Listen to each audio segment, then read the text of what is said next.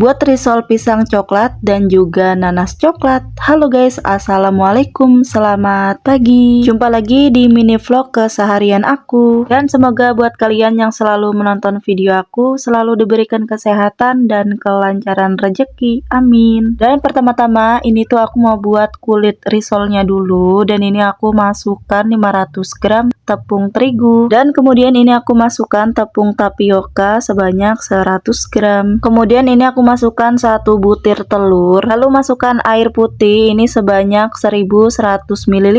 Lalu kemudian ini aku masukkan 5 sendok makan minyak goreng. Kemudian ini aku tutup dan abis itu aku chopper. Dan di sini tuh aku choppernya sebentar aja, sekitaran 1 sampai 2 menit. Dan waktu aku chopperin ini tuh aku kelupaan ada bumbu yang belum aku masukin. Terus ini aku masukin 1 sendok teh garam. Kemudian ini aku masukkan 3 sendok makan gula pasir, dan juga ini aku masukkan pewarna coklat. Dan di sini aku kasih pewarnanya secukupnya aja sampai benar-benar warnanya itu coklat. Lalu kemudian setelah aku chopper, ini aku saring pakai saringan teh. Karena kalau nggak disaring kayak gini itu tuh banyak banget gumpalannya. Tapi kalau pakai chopper insya Allah sih teksturnya bakalan halus. Tapi tetap ya aku pakai saringan karena untuk mengurangi gumpalan-gumpalannya itu. Dan di sini aku tuh pakainya teflon walik, dan ini tuh memang khusus buat risol. Dan kalau pakai teflon walik ini hasil kulit risolnya itu bagus ya guys, jadi nggak tipis dan juga nggak terlalu tebal. Dan untuk mendapatkan kulit risol yang kayak gini itu aku tuh butuh percobaan yang berkali-kali. Jadi bukan yang pertama kali mencoba abis itu berhasil. Bener-bener deh di sini tuh aku membutuhkan waktu berbulan-bulan untuk mendapatkan hasil kulit risol yang bagus dan anti sobek. Dan sebelumnya itu kayak hampir putus asa gitu. Gimana sih caranya biar kulit risolnya itu nggak sobek dan juga waktu digoreng itu nggak pecah. Dan alhamdulillah setelah melihat konten-konten orang dan juga ikut live, akhirnya aku tuh berhasil buat kulit risol yang anti sobek. Dan disitu tuh rasanya senang banget karena akhirnya aku tuh berhasil buat kulit risol. Dan memangnya kalau buat risol itu memang rada-rada susah. Dan juga kenapa harga risol itu lumayan agak mahal, kadang ada yang jualnya 3.000, 4.000. Yaitu karena memang prosesnya itu agak rumit ya. Kadang kalau orangnya bisa berhasil ya bisa, tapi kalau yang nggak bisa itu wah gagal total deh. Oh iya, ini tuh video lanjutan yang kemarin ya guys, setelah aku belanja dari pasar dengan pak suami. Dan ini siangnya aku langsung buat risol piscoknya dan juga risol nascoknya. Dan untuk bahan-bahannya ini tuh aku belinya di pasar dan harganya itu cukup murah ya guys. Dan untuk 1 sisir pisangnya ini tuh murah banget, harganya cuma 6.000. Dan untuk nanasnya ini tuh harganya 10.000 dan aku di sini dapatnya 4 biji. Murah banget gak sih harganya? 10.000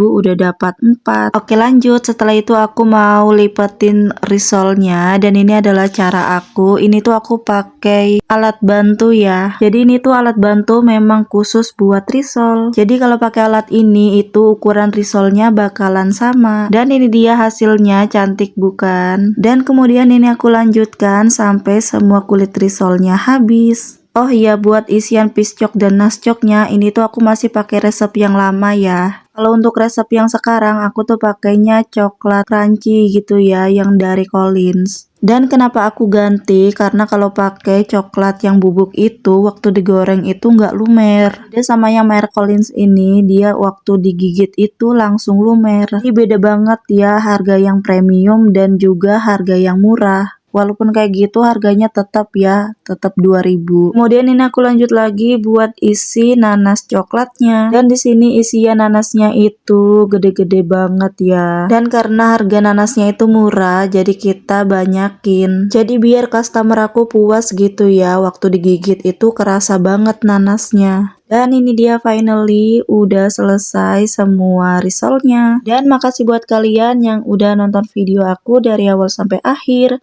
Sampai ketemu di video aku selanjutnya. Bye-bye.